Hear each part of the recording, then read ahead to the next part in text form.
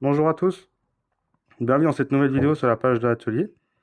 Aujourd'hui, je vais vous faire une petite vidéo dans laquelle je vais vous parler des montres à diapason. Les montres à diapason, c'est une part importante de l'histoire de l'horlogerie et je fais aussi les entretiens et les réparations sur cette technologie à l'atelier. Et vous avez été nombreux à me demander une vidéo explicative pour vous expliquer comment ça fonctionne, quels sont les avantages et les inconvénients sur cette technologie. Donc, les montres à diapason, ça a été principalement fait par la marque Bulova, hein. Bulova, c'est un constructeur de marque de montres américaine et qui est surtout connu, hein, même si Bulova avait fait des montres mécaniques assez classiques. Bulova est surtout connu pour avoir sorti dans les années 60 cette montre vraiment révolutionnaire, il faut le reconnaître, qui était la montre à diapason. Donc la montre à diapason, il faut faire attention, ce n'est pas une montre à quartz, d'accord? Ce n'est absolument pas une montre à quartz, c'est une montre avec un oscillateur à diapason, même s'il est vrai que la nuance peut être difficile à cerner parce que c'est une montre qui fonctionne avec une pile. Donc finalement, quelle était finalement la genèse de la montre à diapason? Qu'est-ce qui a poussé les constructeurs à vouloir développer cette technologie? À mon sens, l'idée était double. La première, ils ont on a voulu, d'une certaine mesure, augmenter la fréquence d'oscillation des montres. Parce que il faut savoir que plus on augmente la fréquence d'oscillation, plus la montre est précise.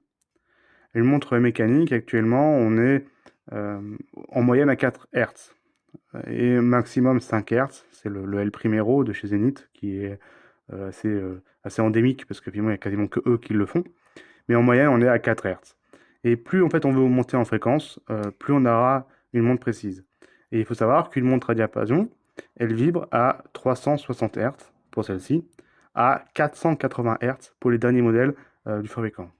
Donc on a quand même une nette augmentation de fréquence, donc une précision qui a largement accru. Et deuxième avantage, c'est qu'on est passé sur une montre électrique, électronique, avec une source motrice qui est une pile, et du coup, on n'a plus besoin de remonter la montre. On met une pile neuve et la montre, elle va fonctionner toute seule en autonomie pendant à peu près 1 an et demi, 2 ans. Donc ça, c'était les deux euh, euh, points cruciaux dans le développement de la montre à diapason. Alors finalement, le diapason, qu'est-ce que c'est? À quoi il sert? Le diapason, on peut le voir, hein, parce que c'est vrai que sur ce modèle de Bulova qui est fort apprécié, parce qu'il n'y a pas de cadran qui permet de voir les entrailles de la montre, on peut voir que le diapason, il est ici. Ici, ça c'est le premier bras du diapason, le deuxième bras, et qui sont réunis ici. Donc ça fait vraiment le vrai diapason, hein. C'est un vrai diapason. Alors pourquoi est-ce qu'on utilise un diapason? Alors il faut savoir que nous, dans l'horlogerie, il nous faut ce qu'on appelle un oscillateur. Un oscillateur, c'est quelque chose qui va vibrer. Et on veut un oscillateur qui vibre de manière stable et isochrone. Alors un oscillateur, ça peut être principalement le balancier pendulaire qu'on a sur une montre, sur une pendule, ou ça peut être un balancier annulaire qui tourne euh, sur un balancier spirale qui tourne sur une montre mécanique. Mais finalement, n'importe quel oscillateur, quel qu'il soit, on peut le transposer sur une sinusoïde. Ici, j'ai représenté une sinusoïde quasiment complète, hein. Enfin, il y a la première partie, mais après, on peut la recontinuer à l'infini. Et il faut savoir qu'une sinusoïde se représente telle qu'elle. Ici, nous partons du point milieu, le point 0. On va descendre sur la valeur négative maximum. Et après, on va aller remonter pour revenir au point milieu. Et aller remonter au point positif maximum. Et revenir à 0. Ici, du point 0, négatif maximum, point 0, positif maximum, point 0, on a ici ce qu'on appelle une oscillation. Voilà. Et on peut mesurer T, la durée de cette oscillation. Et par un calcul, hein, donc 1 divisé par la durée de l'oscillation, donc autrement dit la période, 1 sur T, ça nous donne la fréquence en Hertz. Donc ça, on peut le schématiser sur n'importe quel oscillateur. Et nous, dans l'horlogerie, on veut un oscillateur qui soit précis. C'est-à-dire que là, si la courbe, là, je veux la continuer à l'infini, moi, je veux que la période, donc la durée de cette oscillation sur les sinusoïdes qui continuent, soit la même.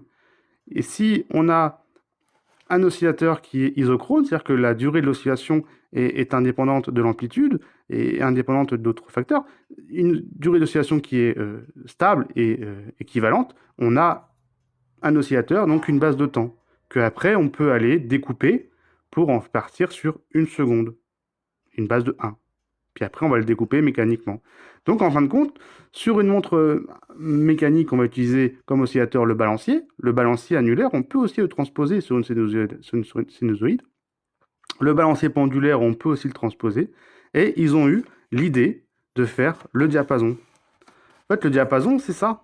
Ici, j'ai schématisé un diapason.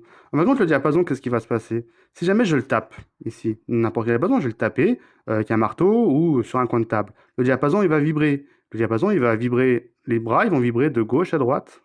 De gauche à droite. Et ici, qu'on peut transposer sur une sonoride. Le point maximum gauche, c'est là, par exemple, et le point maximum droite, c'est celui-là.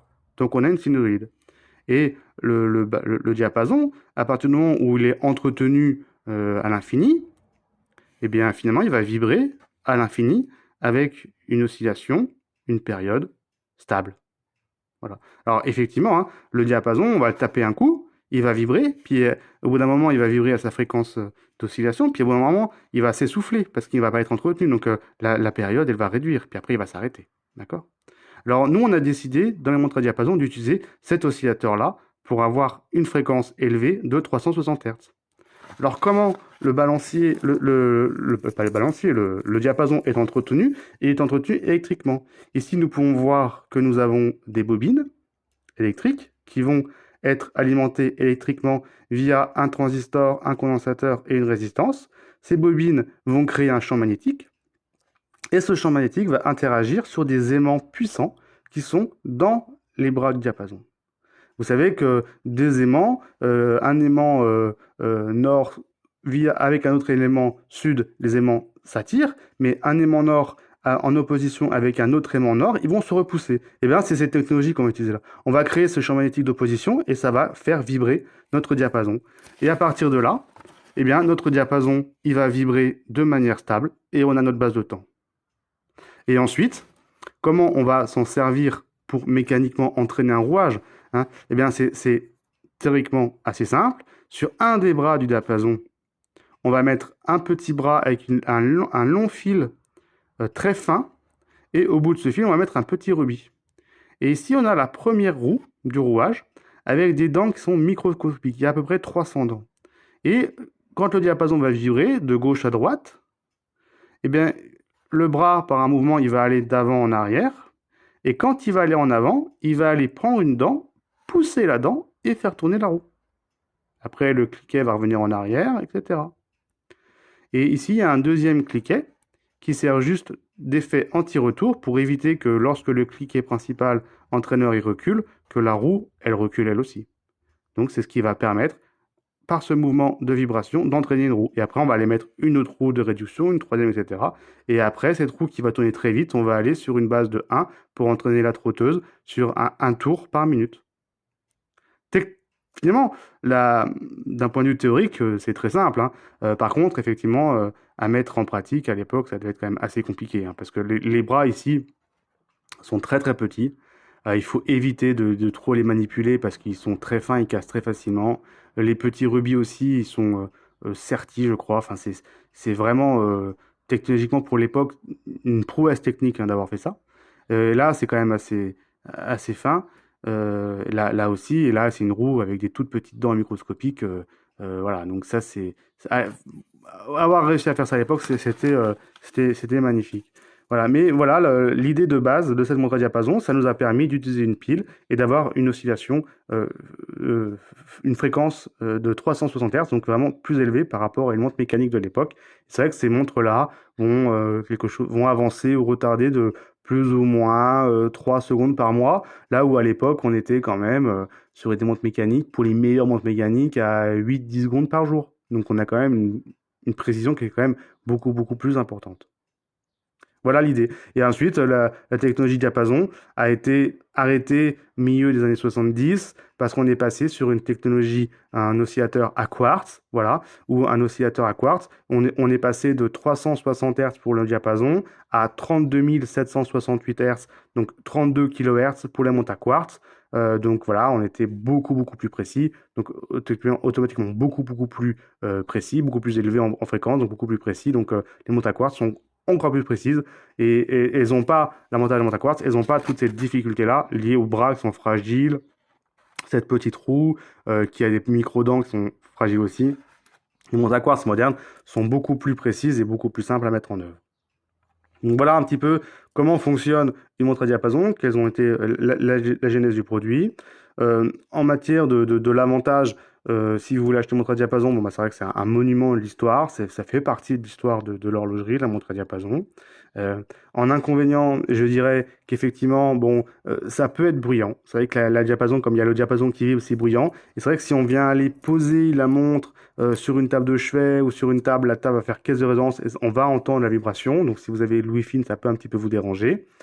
Et aussi, en inconvénient, bon bah effectivement, il y a ces pièces ici, donc les cliquets qui ont souvent été endommagés, donc qui commencent aujourd'hui à être difficiles à trouver en pièces détachées. Donc si vous avez une Bulova avec les petits bras qui ont été cassés, ça peut être compliqué à trouver et quand on les trouve, c'est très cher. Et la première roue à 300 dents, qui elle, si elle a été mal manipulée, les dents sont abîmées, sont écorchées, et du coup, cette première roue peut être aussi très difficile à trouver. Voilà, ça, c'est les deux pièces principales qu'on a du mal à trouver pour faire des entretiens sur les montres à diapason. Et ensuite, il y a un souci qui peut arriver, ça m'est arrivé quelques fois, où effectivement on a un problème électronique, tout simplement. Alors un problème électronique, ça peut être lié à deux causes. La principale, c'est une des deux bobines qui se coupe. Ça peut arriver. C'est rare, mais ça peut arriver. Voilà.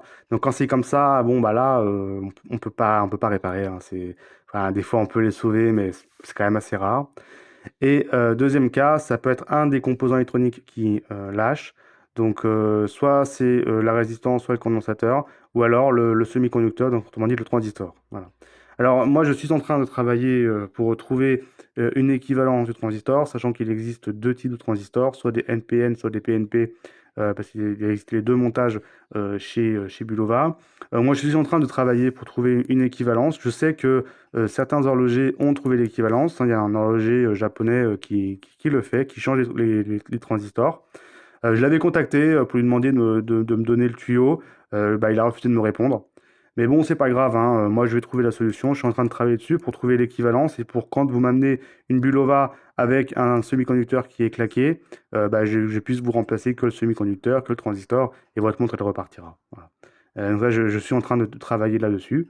Mais sinon, voilà, hormis ça, c'est très fiable et les restes des pièces détachées se trouvent relativement facilement parce qu'elles sont rarement remplacées, hein. Voilà, c'est une fois de plus, c'est pareil, c'est une montre qui fonctionne avec très peu de couple, euh, très peu, euh, très peu de force. Donc il y a très peu d'usure. Malgré tout, je conseille quand même de faire un entretien tous les 8 ans, voilà, pour renouveler les huiles, parce que c'est vrai que la première roue à 300 dents, ici, elle tourne quand même très très vite. Donc ça fait du bien de renouveler les huiles. Donc faire des entretiens réguliers, même si quand vous mettez une pile, finalement, bah, ça fonctionne. Bah voilà, il faut quand même faire des entretiens, ça fait pas de mal. Une fois de plus, parce que voilà, les pièces commencent à être difficiles à trouver, donc s'il y a une usure ou une casse liée à mon entretien, c'est quand même dommage. Voilà, donc j'espère que cette petite vidéo technique et théorique sur les montres à diapason vous aura plu. Si vous avez des questions, bah, n'hésitez pas à me les poster en commentaire. Et si un jour vous avez besoin de faire un entretien ou une réparation sur une montre à diapason, hein, donc ça peut être soit les Bulova à Cutron, soit les montres vendues sous brevet Bulova, hein, c'est-à-dire que toutes les montres équipées du mouvement ESA 91-62, donc qui est le mouvement développé par les Suisses sous brevet Bulova, donc avec des résonateurs à diapason. Donc ça, c'est des mouvements que l'on retrouve chez Baume et Mercier, chez Eterna, chez Omega, les 300 Hz, etc. Eh bien écoutez, n'hésitez pas à me contacter. Merci à vous, à bientôt!